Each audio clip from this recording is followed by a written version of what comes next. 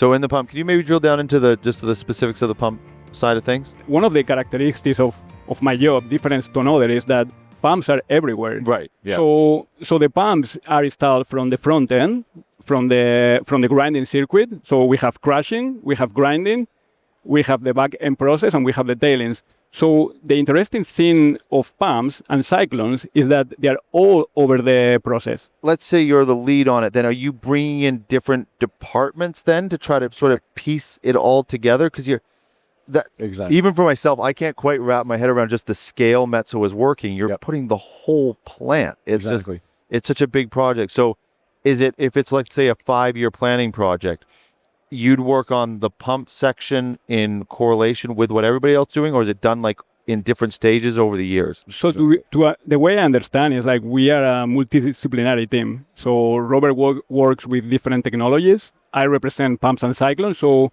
it's a lot of teamwork when we're doing this. So Robert integrates many technologies, and I work with Robert. Sometimes my opportunities come along with pump itself, but Robert integrates all the technologies. So it's not just Robert. It's like a team behind of experts, people managing all the budgets, all the quotations, all the designs. So I can say it's a big team effort. Right. What about filtration? I want to get into that a little bit because that's sort of your baby. So again, through that risk management lens, how do you approach it through the filtration side? So in order to reduce the risk, the idea is to integrate the optimal pump into the specific equipment, and this is a really complicated process. In many cases, and in my experience, the performance of the pump depends on how well the engineer understands the systems. So when you say the engineers, the mining engineers, or so the engineer that is doing the project, they're designing the process plan. So the engineer has to understand how much flow are we pumping, the head, the elevation, where you're taking the flow, from where to do, understanding the parameters of the equipment that is going around it. So it's just not putting a pump that is bulletproof, it's putting the right pump. Are there mines that were from 20 years ago that still have the wrong pump sitting in there? Like, how easy is it to get wrong? Or is it down to a good enough system, if you have the information, get it right? So there are many pumps on a process plant, and you know when a pump is wrong because you are replacing liners every 2-3 months when you should be replacing liners every 6 months or every year.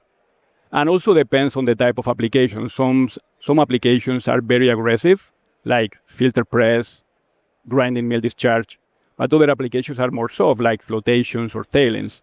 So based on experience, we know how much more or less should be. We never know exactly what is going to happen, but based on experience, we have a really good idea. But in many processes, I can summarize that the sizing pumps plays a very important role, especially for filtration. And we have a big project in Mexico for a big filtration plant where we really integrate the pump into the whole system, and what we achieve is to reduce the bottlenecks. It was like a seamless integration. So, and we can get into some detail here. What makes a project like that successful? So in a filter project, feeding a filter press is a really delicate operation because it involves to have precise flow and precise pressure control, because you are feeding you're filling and pressing cycles on the filter plates. And on top of this, you have material that is super thick slurry, that therefore is super abrasive.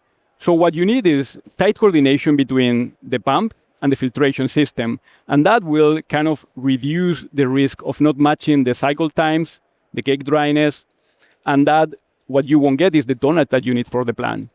So another thing is when the integration is done by Metso, by the OEM expert, this risk is mitigated. And what I can say is that this is a multidisciplinary effort. It's like, it's not just the pump specialist, it's also the filtration specialists that they're working together. And that integration is what helped us in Mexico to all reduce the risk. And I just called last week, how is it going? The pump, the filter is like, no, it's growing how it should. It's getting the tonnage and it's doing the filtration. And no, they're super happy with that.